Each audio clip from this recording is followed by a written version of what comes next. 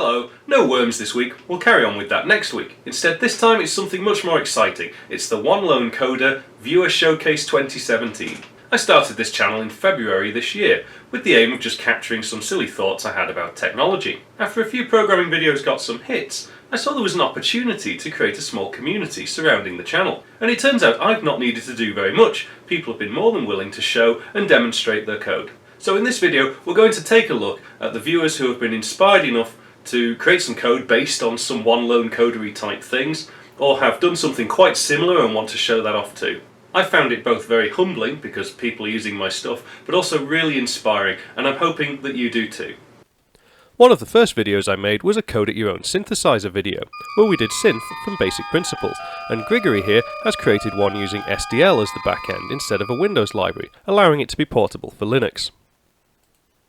Now, by far and away, my most popular video this year has been the Code It Yourself retro arcade racing game, and this is a really nice version of it by NewMage, or Johan, who recreated it in JavaScript. And I like this because it showed me the CodePen.io website, where you can play with the code and see the results in real time. He hasn't quite maintained the aesthetic feel of the ASCII that I like, but nonetheless it's very smooth. Which leads me on to the second most popular video, which is the Code It Yourself Tetris. Lots of people have been asking questions about this video. And here we see D. Cruz's attempt. They say they've been inspired by my version of the Tetris in their version, trying to recreate the NES version using an AI bot here to play two games of Tetris simultaneously. It uses C++ and SFML for the graphics. I think it's aesthetically very pleasing. I like the glowing cells, and I like the prediction of where the pieces are going to fall. This next video is a little oddity. It's not directly based on any of my videos, but Neil's been a great contributor to the comments, and I thought this had a nice nostalgic feel to it, using the command prompt to display an old school cube-based maze.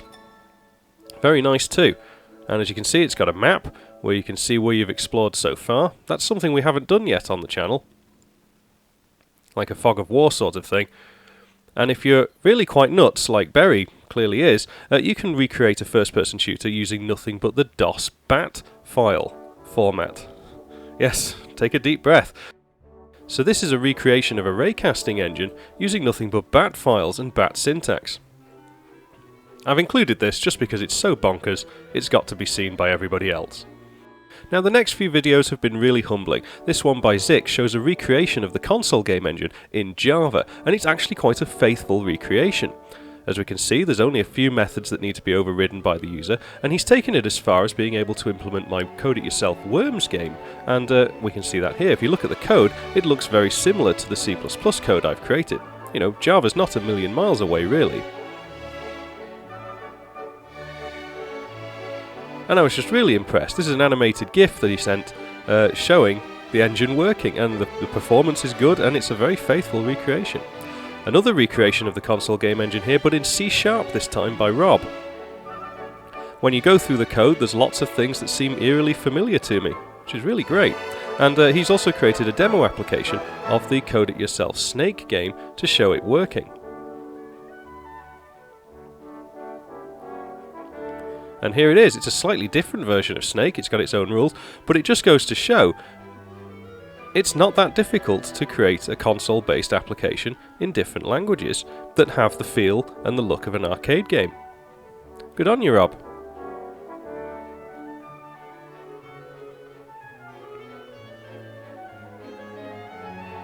Whilst we're on the topic of Snake, this was a submission from Leo Ono, who's got a great YouTube channel full of Java and, oddly, x86 assembly language based videos, like this implementation of Snake, in nothing but x86 assembly language.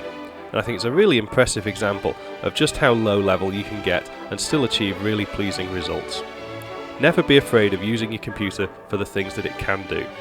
General Lee, probably not inept, took the idea of the console game engine but decided to implement a 320 by 240 VGA based system instead. So it doesn't use characters at the console, it draws actual pixels. But given the constraints, it's quite surprising what he can do with it. So his first little example shows the palette available and the sort of size of the window that you'll expect to be using.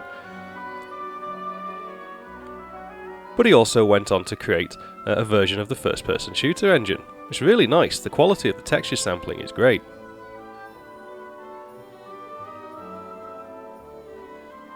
as is the performance of his engine.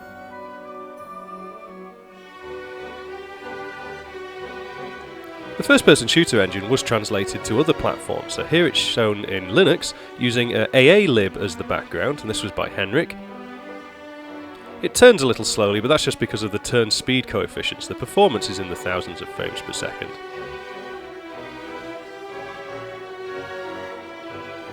And here is a version that I couldn't get to compile, unfortunately, from Rohan, but this uses ncurses as the backend, and he does include a screenshot showing that it looks just like the first-person shooter engine.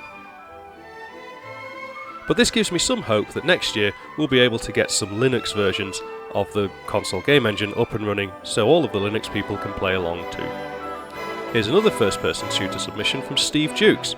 This one, as you can see, is running on a Mac, and it's running at a high performance. It doesn't necessarily use any of the console game engine stuff, but he did say he was inspired by the raycasting algorithm that I'm using in the back end.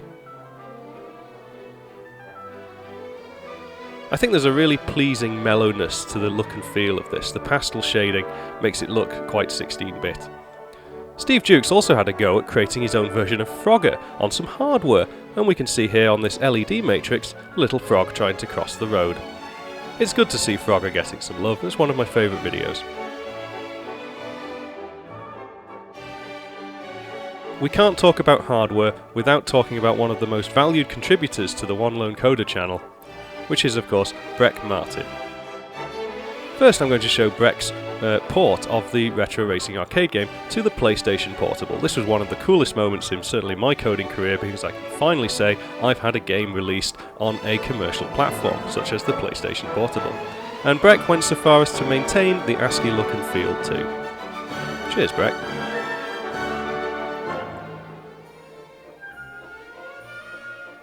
But Breck being Breck, he's not so keen on the software. That's the least interesting part. And Breck spends a lot of his time, and if you haven't seen it, you must check out his channel. He builds his own computers from scratch. And here we can see he's got a giant dot matrix display connected to a whole bunch of circuit boards, which he's soldered up himself, and he's programmed the little microcontroller here to run some games that may look familiar, and of course the first one is Tetris. He even makes the controllers. Breck always likes to play a little bit of one-upmanship by adding some flair at the end of his demonstrations. Breck also took time to implement some of the Game of Life algorithms on this good display. And the Cellular Automata video has been quite a popular one this year. I think it's introduced people to a way of thinking about computation they perhaps haven't seen before. Well, there you have it. Out of the over 30 submissions that I've received, I think they were the best ones. If you have submitted something and I've not shown it, please don't be offended. It was probably quite similar to something that I've already shown. When I started this channel, I never expected to be in the position by the end of the year where I've got over 2,600 subscribers and people desperate to show me and send me some code. The Discord server is quite active and people are showing their examples on there too. And I'm frequently surprised by the sheer quality and the effort that's going into your projects. I think it's great, and I think this little community is only going to grow stronger and stronger in the new year. Whilst compiling this video and looking through your code and looking back over my videos just makes me think how far this channel has come in such a short time. And so I'm going to end this video with a clip from my very first trial at blogging. And no matter how you celebrate your festive season, make sure you have a good one, spend some time away from the computer, and take care of yourselves. Hello, and welcome to the One Lone Coder blog. My name's David. You can find me on Twitter as JavidX9.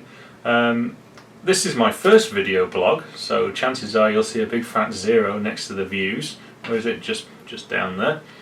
And I'm really going to be a technology enthusiast. Blah blah blah blah blah. Start again. Hello, welcome to the One Lone Coder. Blah.